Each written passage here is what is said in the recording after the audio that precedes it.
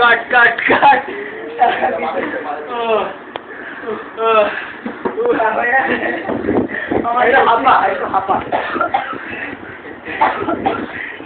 Okay.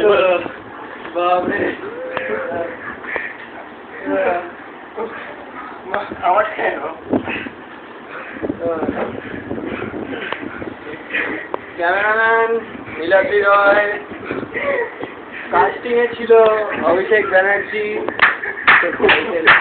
উৎসব রায়চৌধুরী, অভিক গুহ এবং villain ছিলেন মাননীয় সৌমেন মজুমদার, যার বাড়িতে শুটিং চলছে এখনো।